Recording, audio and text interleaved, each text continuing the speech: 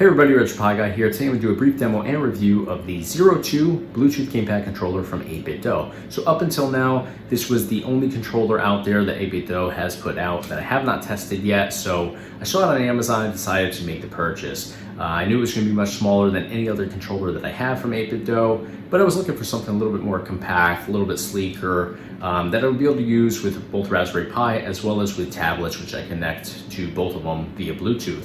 I figured if I decide to go on a trip and I want to take my Raspberry Pi with me, this would be easy to pack. And then if I want to connect it with either an iPhone or a tablet, I'd be able to do that again through Bluetooth.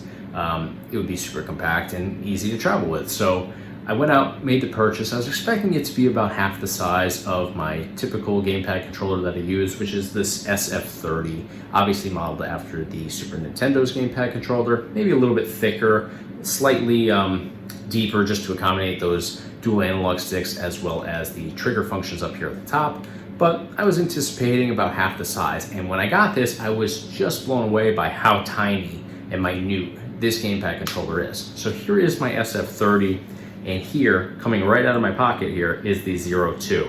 It is literally a quarter of the size, just absolutely puny. It's super thin. It's about 2 inches across, about 1 inch and maybe a quarter tall, and then the width of this is probably about a 1/4 inch to not even a 1/2 inch. Definitely wouldn't say it's a 1/2 inch. So oddly enough, this actually comes with, from 8BitDo, a keychain, which I'm going to show you right now. I haven't taken it out of the package, but here's the keychain. They're literally almost the same size, which is just funny to me. I mean, it's literally the size of a keychain. I mean, I just pulled this out of my pocket here. It's just, I think it's the first controller that is actually manufactured and geared towards the target audience being hobbits, which is why I put my Lord of the Rings background here for my virtual pinball machine, because I really do. I think this is for hobbits because it's just so small. I don't know who would purchase this or why you would want something this small. I get compact. That's what I was hoping for, something compact and, you know, easy to travel with, but this is just ridiculously small. It makes it so it's just so hard to hold, and you really can't utilize all of the different functions at the same time here. At least I can't, and I don't have massive hands by any means. But in order to do the D-pad and the A, B, X, or Y here, you know, I can certainly do all of that, and it works really well. I'll get into that in a second. But to hit the shoulder buttons at the top, I actually need to put my thumbs down here just to steady this enough to really hit it. It's hard to maneuver D-pad and the buttons and then, you know, hit these at the same time. It's just too much going on in such a super small area. So going into the performance here, it's made by 8BitDo. It's no different than any other 8BitDo product in terms of the performance and quality. It's made really well here. I'm confident that I could spike this off the floor right now and have no issue with it breaking. It's just made really nicely. All the functions on here work phenomenally well. No issues whatsoever here. I jumped into 3 games. I'm going to show you the gameplay demos here following this part of the video. You're going to see that it does perform really nicely. It's just so darn small. I don't see a purpose for it being that small. I get the compact portion of this. I get that we want to have something that, you know, you could throw in your pocket, but I could throw this in my pocket if I wanted to. It wouldn't be that bulky, you know? Throw it in my pocket right now. It's not a big deal at all.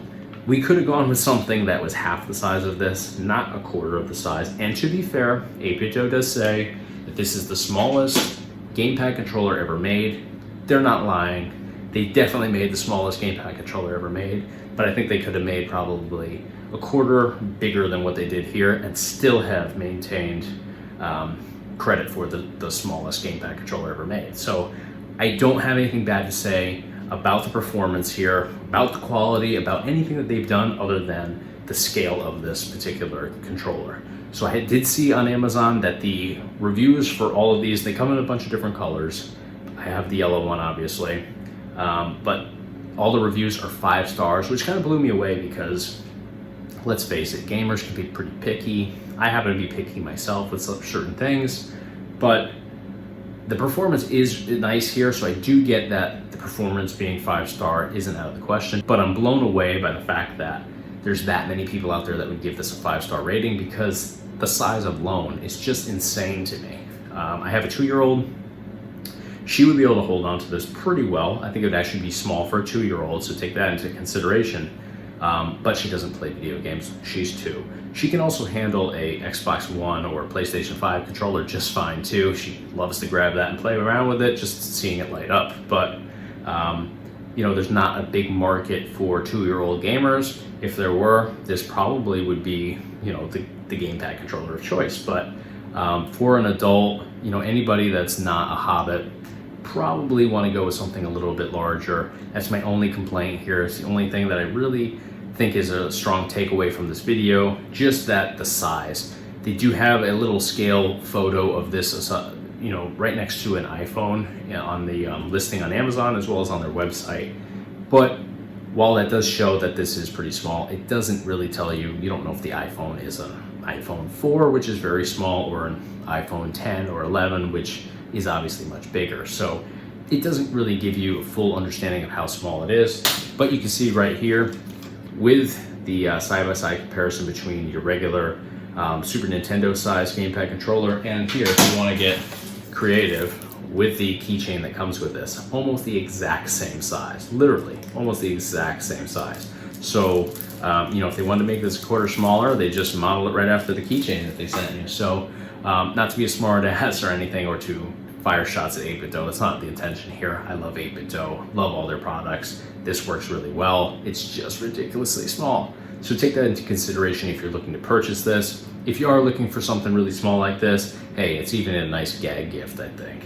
If you're looking to purchase one of these, link in the description below. A bunch of different color options for you as well. So, you know, if you have a kid that likes to play with stuff and they want something really small, then this might be the option for them. But for an adult, I think it's ridiculous. I don't think it makes any sense at all, even if you're looking for something really compact. There's other options out there.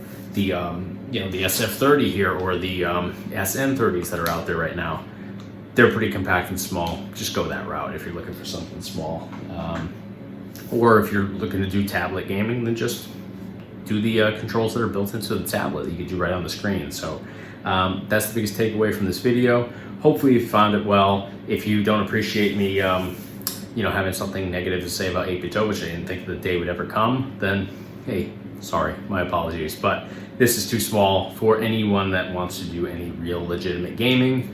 You know, for Super Nintendo, NES games, it'll get you by. That's the only titles that I really, actually no, I jumped into Tekken 3 here in the gameplay demos. Worked fine with that one. That was a game that obviously you don't utilize the trigger or analog stick functions for PlayStation. So, you know, you can definitely get by with gaming with this, but it's just not going to be the experience that I would look for or, you know, want to experience. So that's going to do it for today. If you found this helpful, smash the like button for me. Be sure to subscribe to our YouTube channel. We do a whole bunch of different videos based around retro gaming, product reviews, gameplay demos, tutorials, just a little bit of everything on here. And of course, check us out online on our website, www.retropieguy.com. Thanks for watching.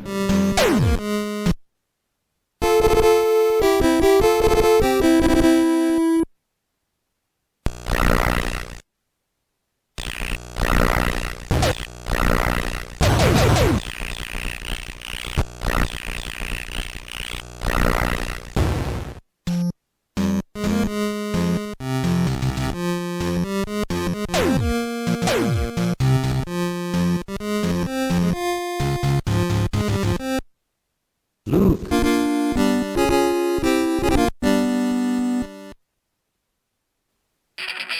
Round 1. Fight.